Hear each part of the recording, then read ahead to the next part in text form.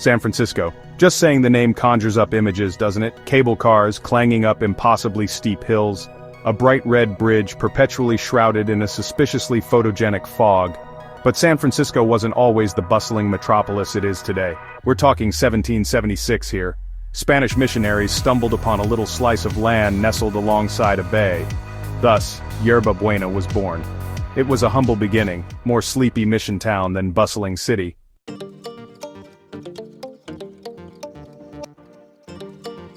Word travels fast, especially when it's attached to the glimmer of gold. In 1848, whispers of gold being discovered at Sutter's Mill, not too far from Yerba Buena, hit the airwaves, or whatever passed for airwaves back then. Carrier pigeons? Smoke signals? Let's just say the news spread like wildfire through a library of encyclopedias. Yerba Buena, that sleepy little mission town, suddenly found itself at the epicenter of a gold-fueled frenzy. People from all walks of life, and let's be honest, all levels of sanity, descended upon the town, now christened with the much catchier name of San Francisco. They came by land, by sea, and probably by catapult, judging by the chaos that ensued. Ships clogged the harbor, their crews abandoning ship faster than you can say there she blows. Tents sprung up overnight, housing dreamers, schemers, and at least a few screamers, probably because they lost their life savings in a rigged poker game. The gold rush was like a shot of espresso to San Francisco's soul. The city exploded, transforming from a dusty outpost to a booming metropolis practically overnight. Buildings shot up, saloons swung their doors open, and the streets were alive with the sound of commerce, conversation, and the occasional banjo being played badly. It was a wild, untamed time, full of risk, reward, and more than a few questionable fashion choices. Think Prospector chic, but with less practicality and more questionable facial hair.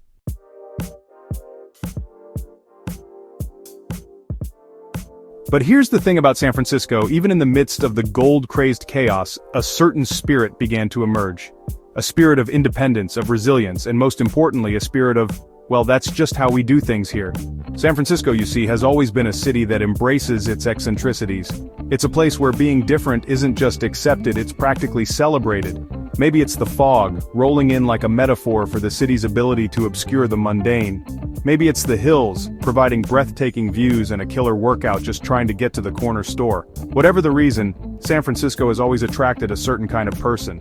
The dreamers, the doers, the artists, the entrepreneurs, the folks who look at the world and say, yeah, we can do that better.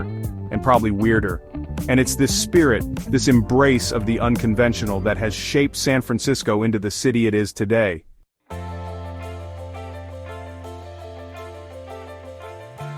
When the gold ran out, San Francisco faced a harsh reality. Like a teenager blowing their allowance, the city had to adapt. The gold fever broke, leaving a city searching for identity. Gone were the days of striking it rich.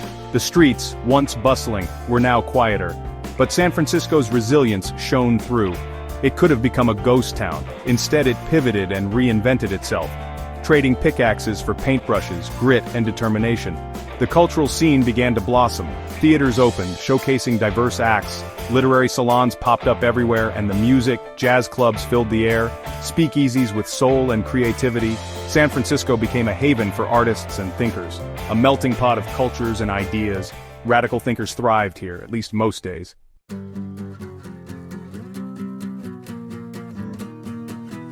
But just as San Francisco was finding its footing as a cultural hub, disaster struck.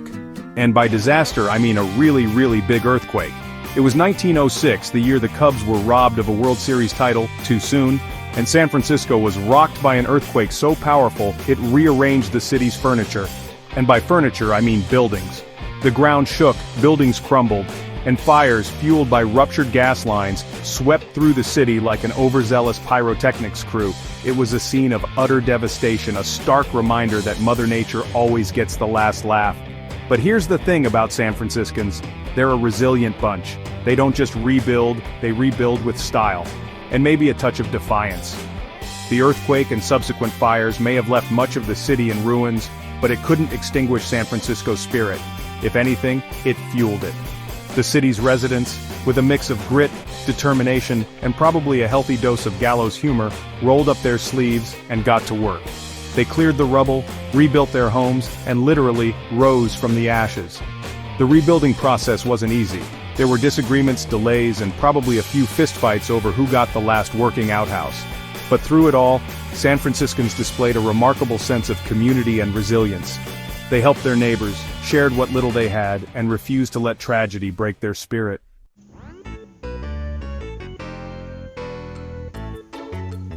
Now, any city that survives a gold rush, a major earthquake, and the occasional tech bubble bursting deserves a little fun, right? Enter the tourists. Yes, those brave souls who navigate the city's infamous hills, decipher the cryptic parking signs, and willingly pay $10 for a cup of coffee. And you know what? San Francisco welcomes them with open arms, and maybe a slightly inflated price tag. It's not hard to see why tourists flock to San Francisco. The city is a visual feast, a smorgasbord of architectural delights, from the iconic Golden Gate Bridge, more on that majestic beauty later, to the painted ladies, those Victorian houses dressed up in their finest pastel hues. And then there's the food. Oh, the glorious food. From fresh-off-the-boat seafood at Fisherman's Wharf to sourdough bread so good it could make a baker weep, San Francisco's culinary scene is a delicious adventure waiting to be devoured. And let's not forget the cultural attractions. Museums, art galleries, and theaters abound, offering something for every taste, from highbrow to, well, let's just say, unconventionally delightful. But perhaps the biggest draw for tourists is San Francisco's unique vibe. It's a city that embraces its quirks, celebrates its diversity, and never takes itself too seriously. Where else can you find a street performer dressed as a giant banana, a museum dedicated to the history of toilets, and a park where people gather to watch wild parrots squawk and socialize? Only in San Francisco, my friends.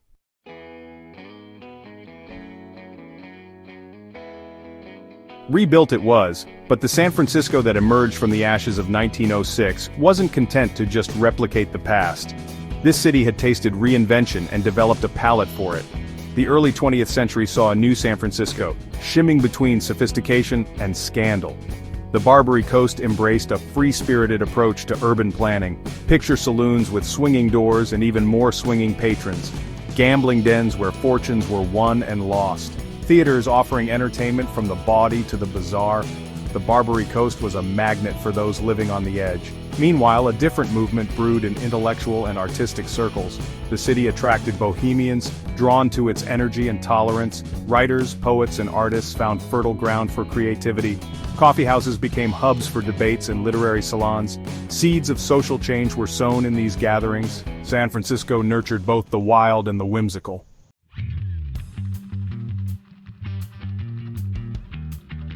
The first half of the 20th century saw San Francisco's skyline transformed by human ingenuity.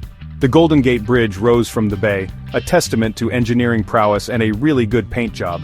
Connecting San Francisco to Marin County, it became a symbol of the city's ambition, featured in countless films, postcards, and tattoos. But the Golden Gate Bridge wasn't the only architectural marvel. The Bay Bridge connected San Francisco to Oakland, solidifying its position as a transportation hub. Amidst construction, San Francisco never lost sight of its artistic soul. The bohemian spirit flourished in coffeehouses and salons. The Beat generation found a spiritual home in San Francisco.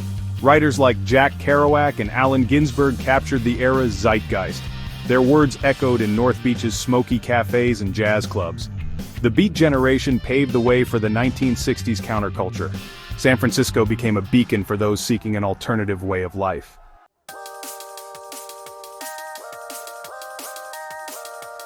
The 1960s. Tie-dye, bell-bottoms, and a whole lot of questioning the establishment. San Francisco became the epicenter of the counterculture movement. Haight-Ashbury transformed into a psychedelic playground. The sounds of Jimi Hendrix and Janis Joplin filled the air. The Summer of Love drew thousands seeking peace and love. But as the Summer of Love faded, the tech boom began. It started quietly in garages and makeshift labs. Bright minds created the building blocks of the digital age. Companies like Apple, Google, and Hewlett-Packard rose to prominence. San Francisco became a hub for the burgeoning tech industry. The city's skyline began to sprout glass and steel towers. San Francisco grappled with balancing its tech-driven present with its bohemian past. The city's unique blend of history, culture, and innovation continued to attract dreamers and doers.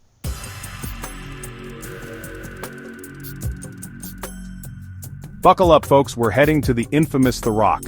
No, not the movie with Sean Connery and Nicolas Cage. I'm talking about Alcatraz Island in San Francisco Bay. the one that looks like it's always judging your life choices. Before it became infamous, Alcatraz was just a rocky outcrop. Then someone decided to stick a lighthouse on it. Even criminals need a beacon of hope, right? That was in 1854, marking the start of Alcatraz's storied career. The gold rush brought more than just prospectors to San Francisco. It also attracted a less desirable element. San Francisco needed a secure place for these ne'er-do-wells. Alcatraz, with its chilly waters, was perfect.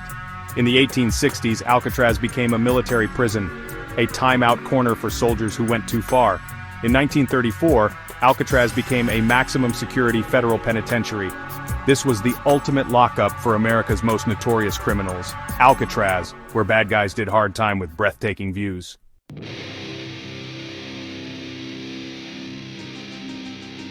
Word got around the criminal underworld. Alcatraz, the Rock, the big house by the bay. It sent shivers down the spines of even the toughest gangsters. Alcatraz was designed to break the most hardened criminals. The cells were small, the guards were tough, and the waters were chilly. Alcatraz held the biggest names in the gangster world: Al Capone, Machine Gun Kelly, and the Birdman of Alcatraz. These were the heavy hitters, the criminals who kept J. Edgar Hoover up at night. Alcatraz became a who's who of the criminal underworld.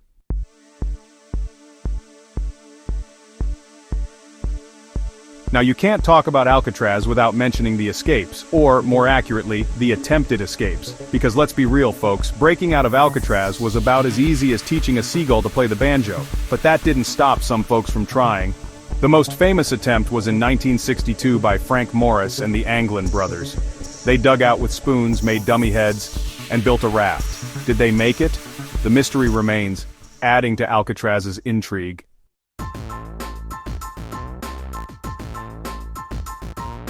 By 1963, Alcatraz was deemed too expensive to operate and was officially closed. The prisoners were shipped off, leaving the Rock to the elements and the memories.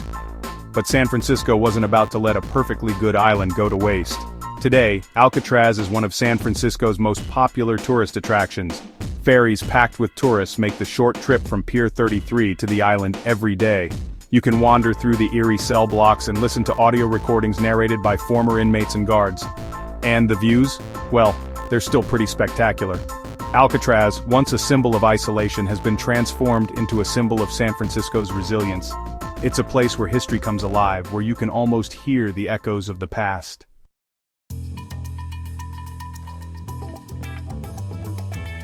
Now let's talk about money, honey. Because San Francisco, with its stunning views and even more stunning real estate prices, isn't just a pretty face. It's an economic powerhouse, a major player in the global economy, and a city that knows how to turn a profit, sometimes literally on a dime found on the street.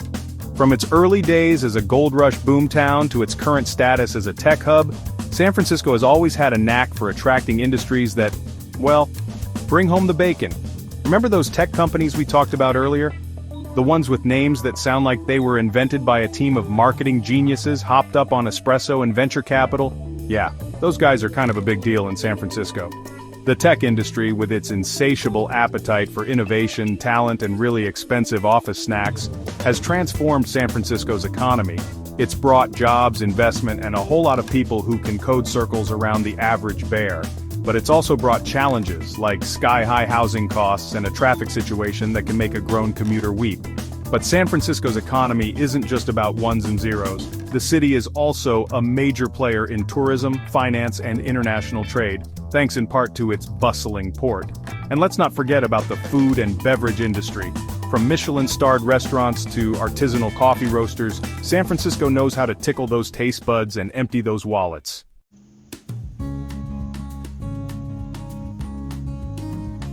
San Francisco's economic might is impressive, sure, but what really makes this city special is its heart, its soul, its weirdness. San Francisco is a city that embraces its diversity, celebrates its eccentricities, and never apologizes for being, well, San Francisco. Walk down the streets of San Francisco and you're likely to encounter a kaleidoscope of humanity. Tech bros in hoodies, their faces illuminated by the glow of their laptops. Artists and musicians, their spirits as free as the seagulls soaring above the bay. Families pushing strollers, their children wide-eyed with wonder at the sights and sounds of the city. And let's not forget the drag queens, because in San Francisco, honey, more is more. This cultural tapestry is woven from the threads of San Francisco's rich history.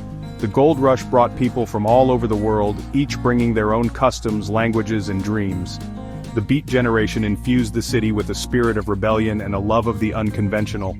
The counterculture movement of the 1960s left an indelible mark, promoting peace, love, and a healthy dose of questioning authority.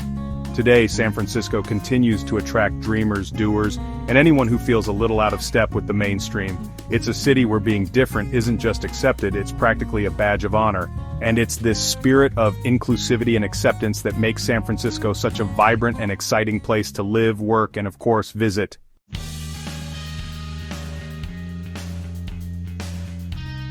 Now let's zoom out a bit, shall we? San Francisco's influence extends far beyond its 7x7 square miles. This city has had a profound impact on California, the United States, and even the world. The gold rush put California on the map, leading to rapid population growth and its admission to the Union. From the Golden Gate Bridge to the Golden State Warriors, California loves its gold. Silicon Valley may be the heart of tech, but San Francisco is its beating heart. This city has always been at the forefront of social change, fighting for civil rights and LGBTQ+ rights. San Francisco's contributions to literature, music, and the visual arts are undeniable.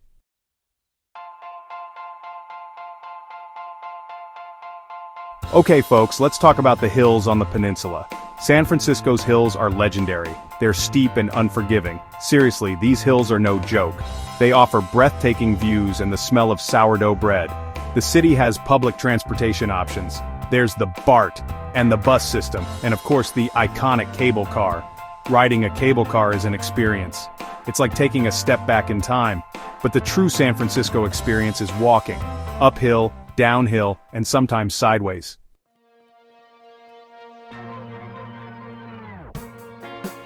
Speaking of the wind, let's talk about San Francisco's other defining feature, the fog.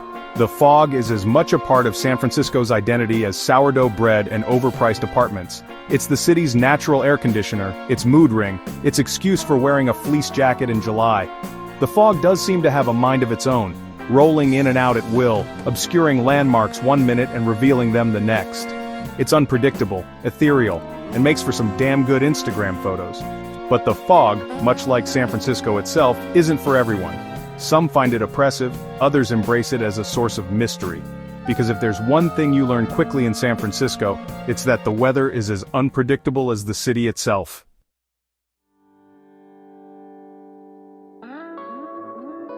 Now, let's talk about the things that make San Francisco, well, San Francisco. The quirks, the oddities, the things that make you scratch your head and say, only in San Francisco. First up, we have Lombard Street, the most crooked street in the world. This winding, twisting road is a testament to the city's creativity. Then there's the Musée Mécanique, a museum of antique arcade games. Play vintage pinball, crank out tunes, and marvel at mechanical wonders. And let's not forget the street performers. From mimes to musicians, they add vibrancy to the city. San Francisco celebrates the different, the unconventional, the weird.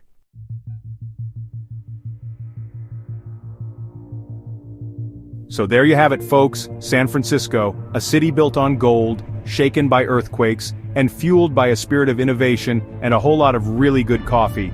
It's a city that's constantly evolving, reinventing itself, yet always staying true to its core values: tolerance, creativity, and a healthy dose of why not. From its humble beginnings as a sleepy mission town, San Francisco has transformed into a global metropolis, a center for technology, finance, and culture. But through it all, it's never lost sight of what makes it special: its stunning natural beauty, its vibrant art scene, its diverse population, and its willingness to embrace the unconventional. San Francisco is a city of contradictions, a place where you can find both cutting-edge technology and Victorian architecture, world-class cuisine and street food that will make your taste buds sing, and a population that's as diverse as the city itself. It's a city that's both exhilarating and exhausting, inspiring and infuriating, but always, always entertaining. And that, my friends, is the magic of San Francisco. It's a city that gets under your skin, that stays with you long after you've left its fog-shrouded streets behind.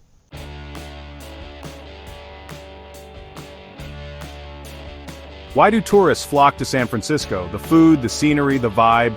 Fresh seafood, sourdough bread, Golden Gate Bridge, Alcatraz Island, and iconic Victorian houses. San Francisco pulsates with life. Embrace its eccentricities, celebrate its diversity, pack a jacket and an open mind. Until next time, keep it weird, San Francisco.